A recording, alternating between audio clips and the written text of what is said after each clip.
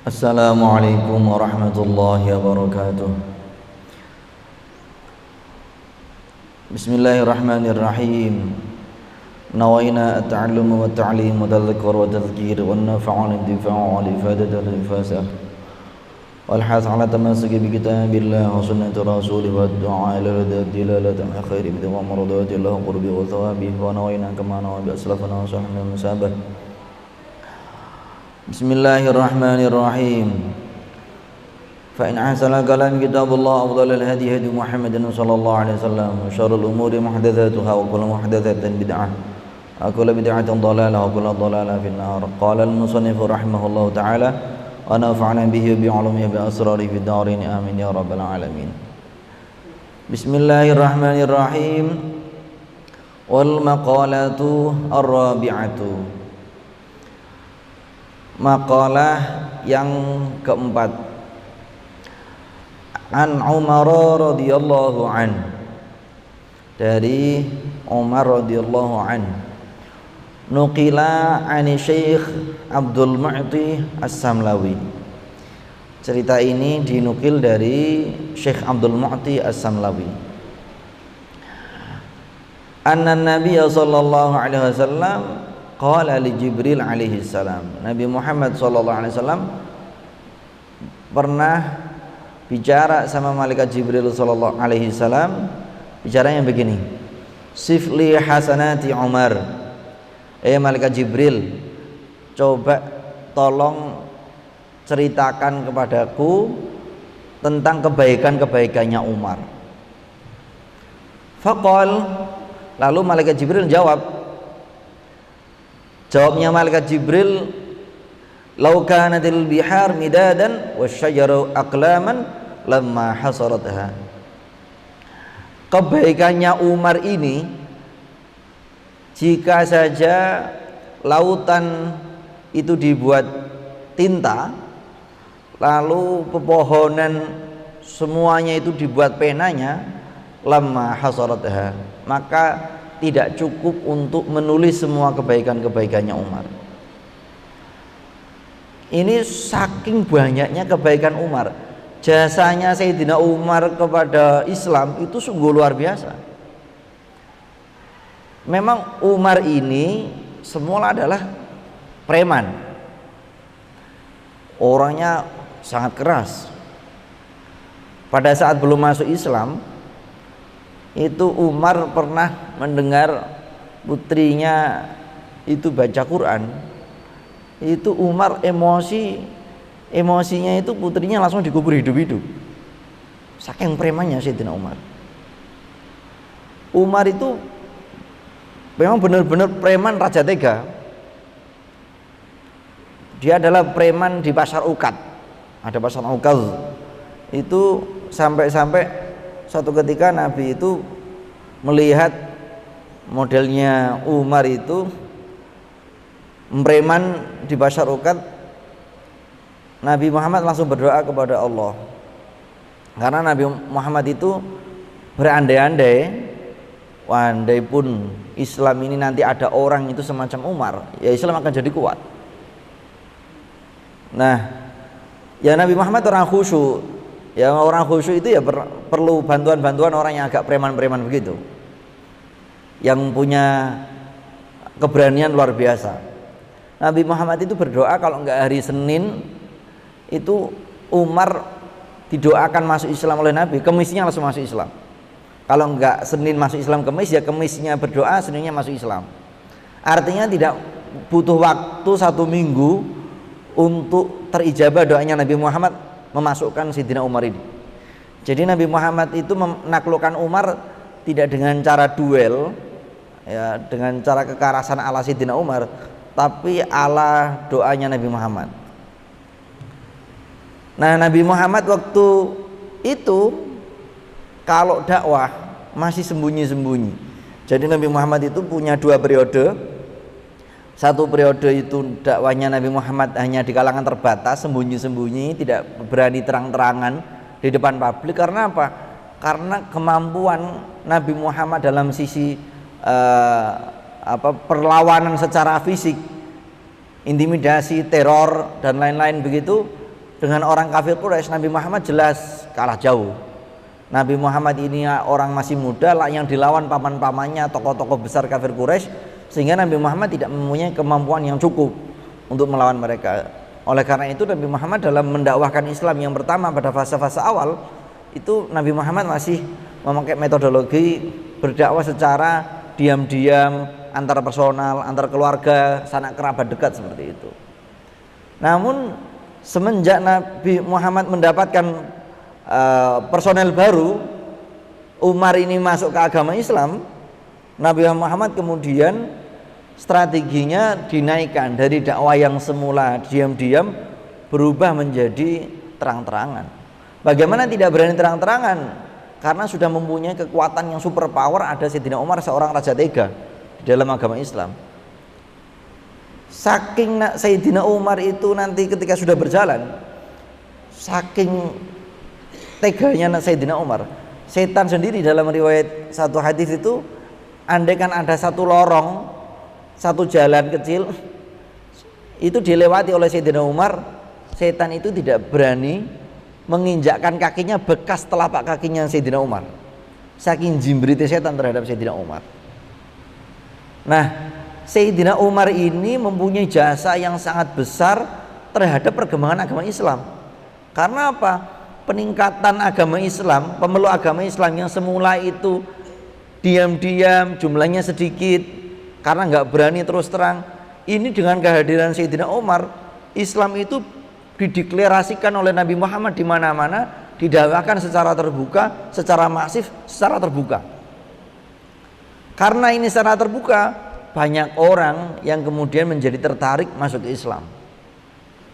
Betapa jasanya Sayyidina Umar, baru ada orang Islam masuk satu, kemudian beranak pinak sampai anak turun sampai sekarang, itu betapa tidak besar jasanya Sayyidina Umar kala itu. Apalagi berlipat ganda, berapa ribu orang gara-gara Nabi Muhammad ini berdakwah secara terbuka, ratusan ribu, jutaan kemudian hari sampai sekarang Islam itu langgeng sampai sekarang, yaitu atas jasanya Sayyidina Umar, yang dengan kehadiran Umar dakwahnya Nabi itu meningkat menjadi terang-terangan. Karena jasa besar ini, andai pun ditulis gak cukup, lautan itu airnya dibuat nulis, pennya itu dibuat ballpoint, dari pohon-pohon itu dibuat ballpoint, gak akan cukup menceritakan jasa-jasanya Sayyidina Umar. Sayyidina Umar juga mempunyai jasa besar. Sewaktu Sayyidina Umar ini di kemudian hari setelah Sayyidina Umar jadi khalifah, itu beliau adalah orang yang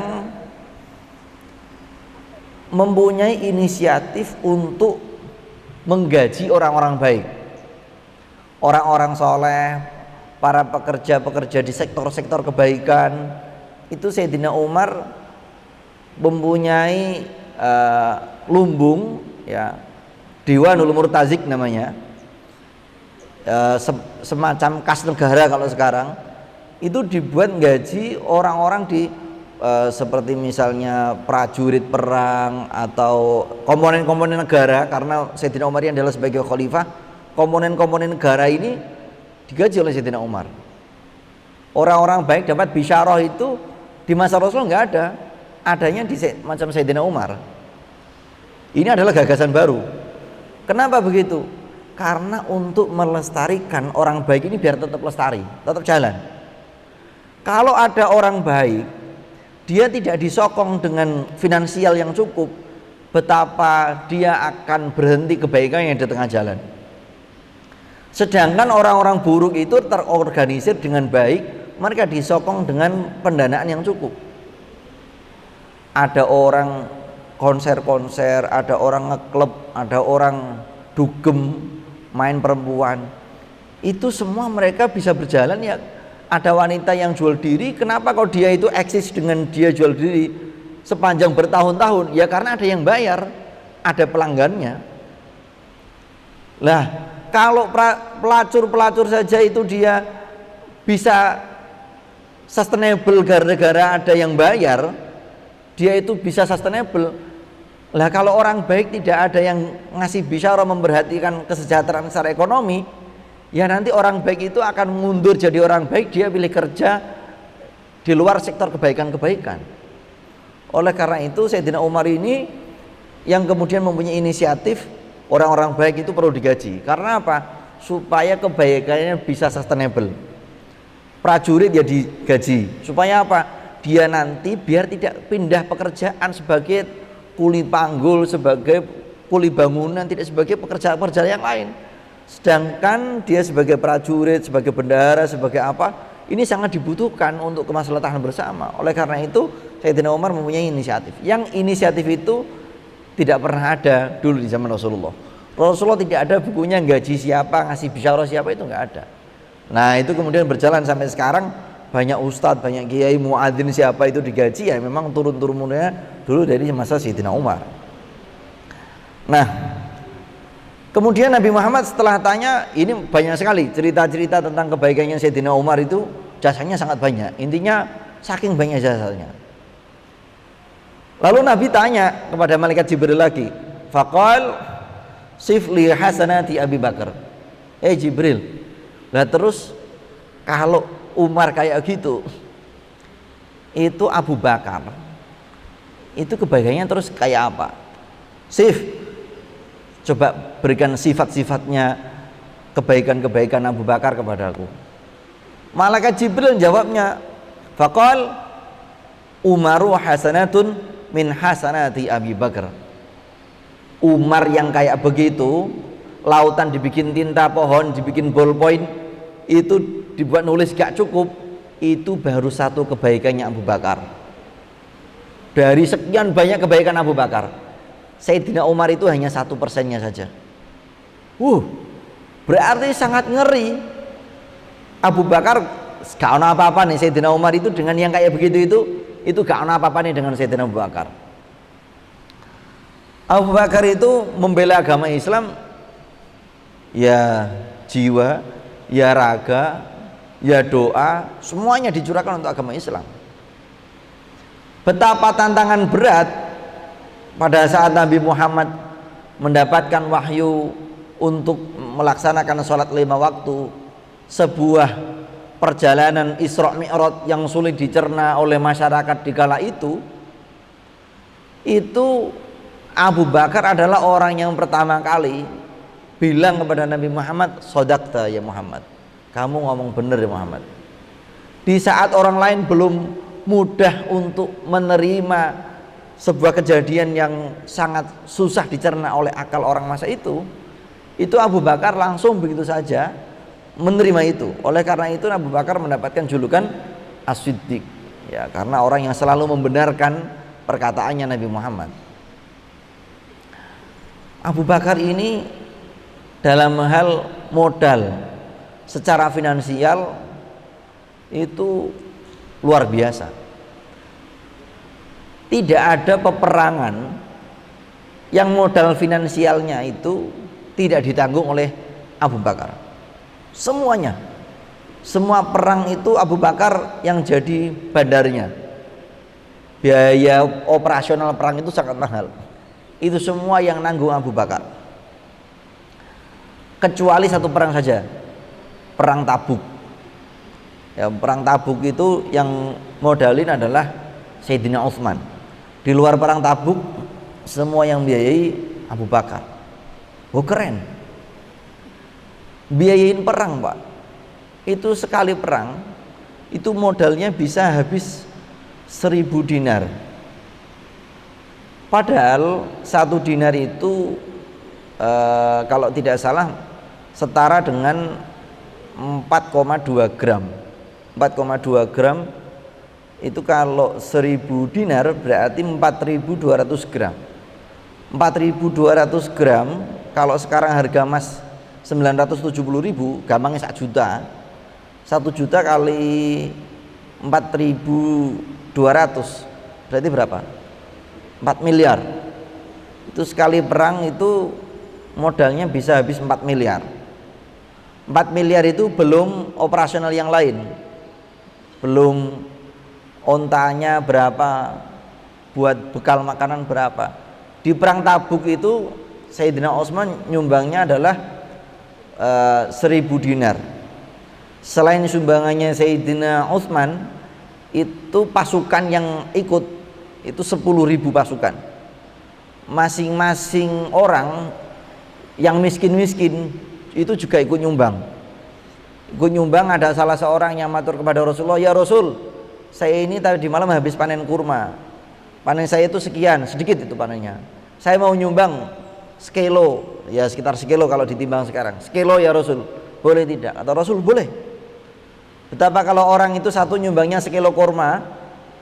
Ya sekilo kurma itu kalau kurmanya yang murah itu 25.000, atau kalau yang bagus 50.000 kurma, itu kali 10.000 orang itu 50.000 kali 10.000, 500 juta. Ya, ini modal perang itu sangat mahal. Nah, Abu Bakar modalin perang.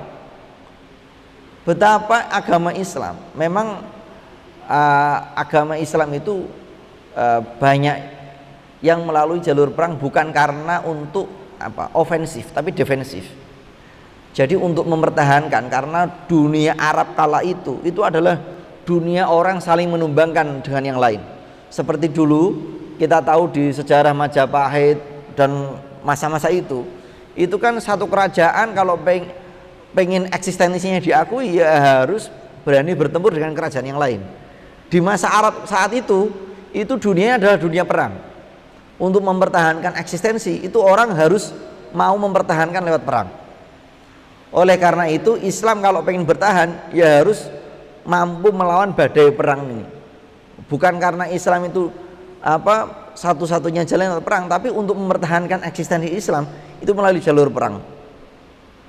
Beda kalau sudah masa itu sudah lewat, Islam masuk di Indonesia tanpa melalui jalur peperangan. Tapi di dunia Arab kala itu orang itu kalau nggak mau nyerang ya dia diserang. Oleh karena itu peperangan itu sangat penting di dalam masa-masa awal Islam.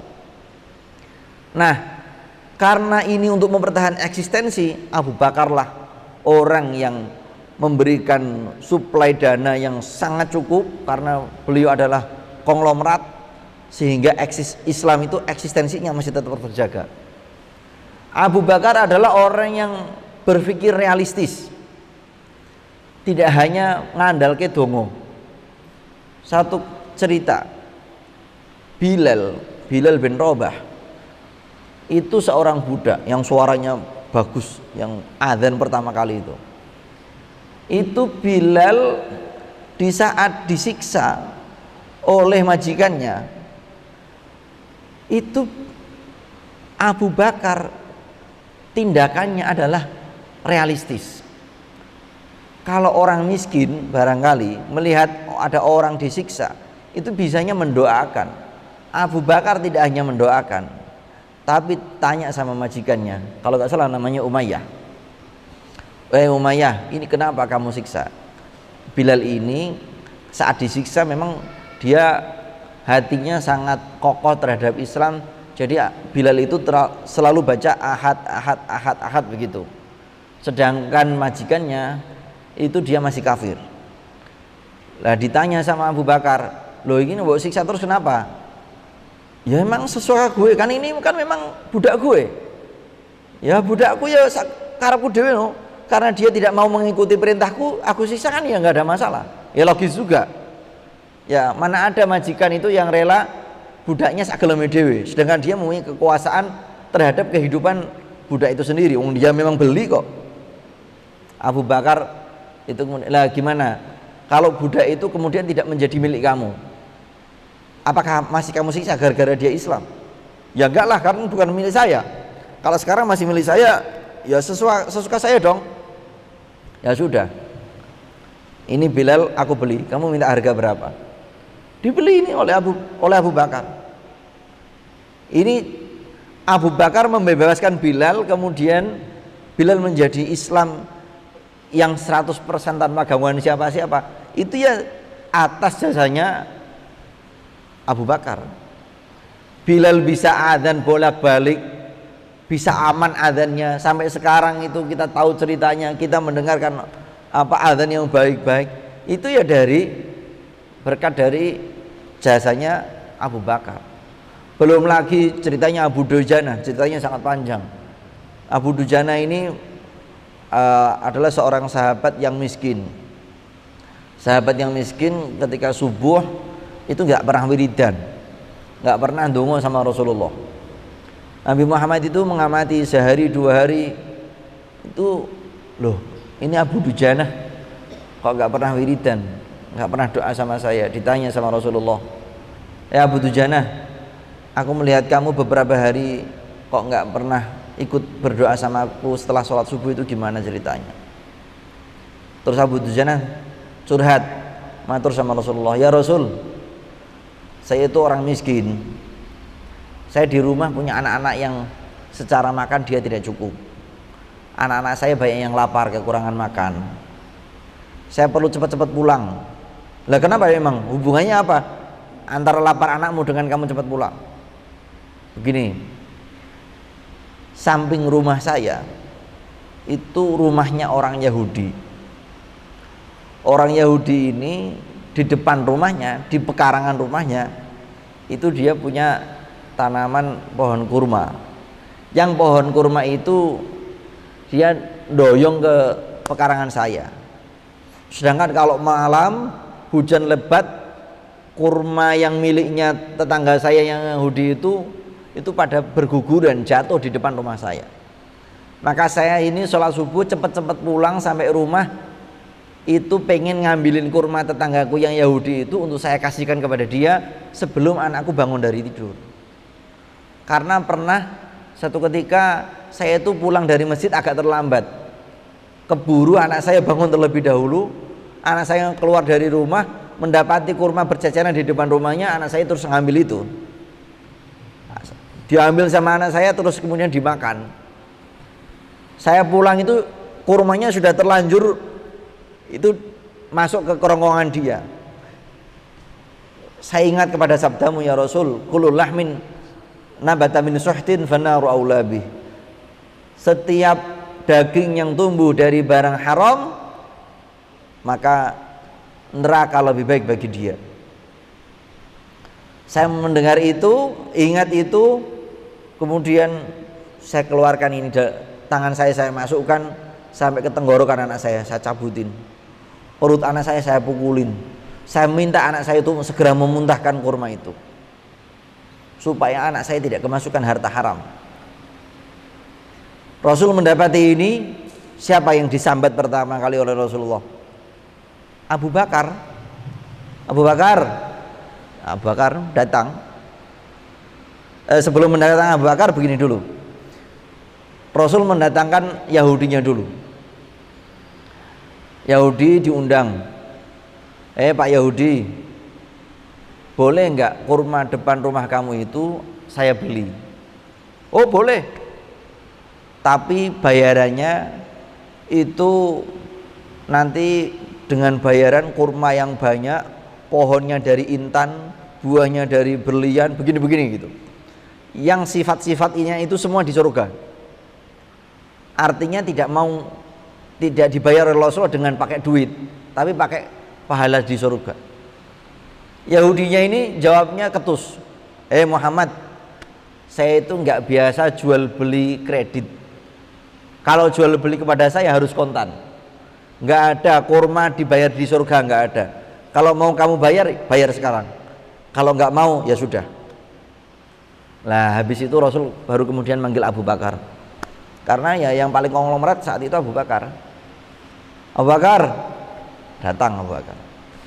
Ini tolong dibeli kurmanya Abu Bakar. Kurma siji ya beli Abu Bakar. Ya. Mau kamu beli dengan apa Abu Bakar?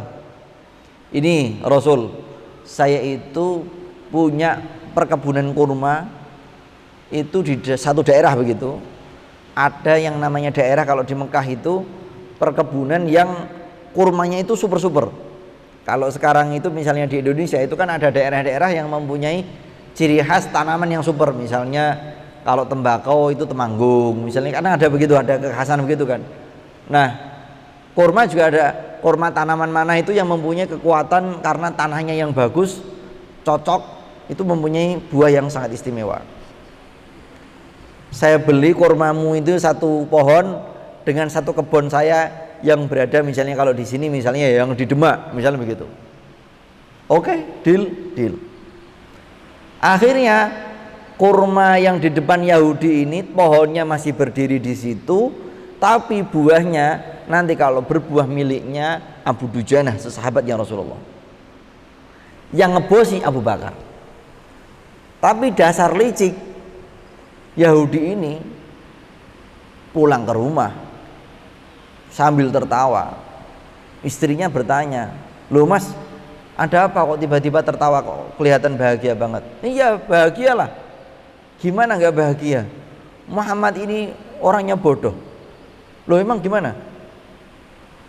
"Iya, kurma kita di depan rumah yang satu batang, satu pohon yang doyong ke Abu Dujanah itu dibeli oleh Abu Bakar dengan satu kebun yang di luar sana. Yang di Demak itu kan berarti milik kita toh?"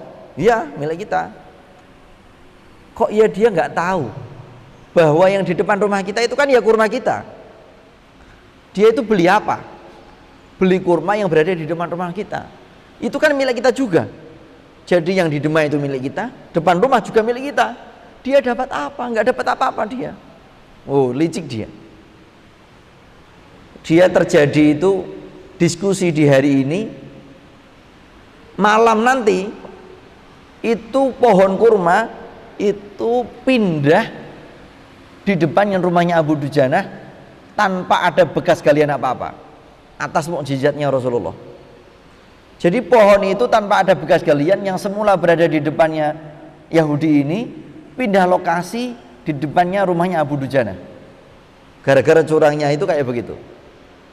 Ini berkat orang yang mau mencari halal dengan sekuat tenaga itu nanti akan melahirkan keramat-keramat, keajaiban-keajaiban yang tidak pernah ia duga. Itu demikian pula kita semua, kalau kita berusaha menjaga kehalalan tubuh kita, keluarga kita, ya nanti pasti akan ada jalan-jalan yang dibukakan Allah yang semua itu tidak berada di luar prediksi kita. Nah, itu sekilas tentang Abu Bakar. Artinya Abu Bakar itu mempunyai jasa soal finansial, soal apa-apa. Abu Bakar juga mempunyai jasa yang sangat besar.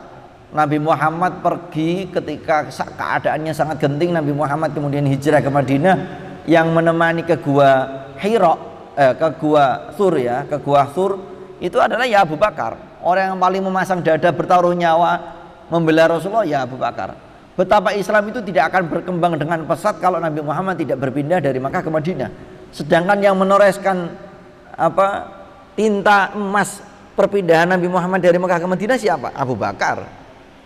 Sampai-sampai satu ketika Abu Bakar ini saat berada di dalam gua itu Nabi Muhammad tidur karena capek, pergi malam, lari-lari, gua surnya tinggi, masuk di situ.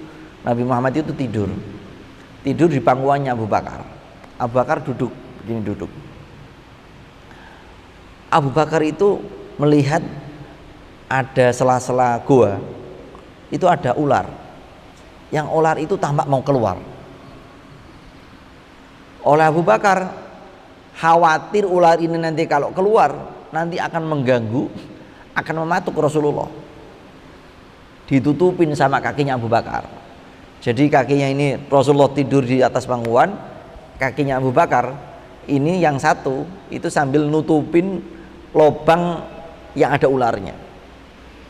Walhasil ular mana yang rela diganggu? Nggak ada yang rela. Kakinya itu dibuat nutup, ularnya matok kaki. Kesakitanlah Abu Bakar. Kesakitan Abu Bakar sampai Abu Bakar nangis. Abu Bakar nangis, air matanya sampai mengeluh, netes ke pipinya Rasulullah yang tidur di bawahnya. Rasul kemudian bangun. Ada apa Abu Bakar? Ini Rasul, kaki saya dipatok ular. Lah mana ularnya? Itu saya tutupin pakai kaki saya.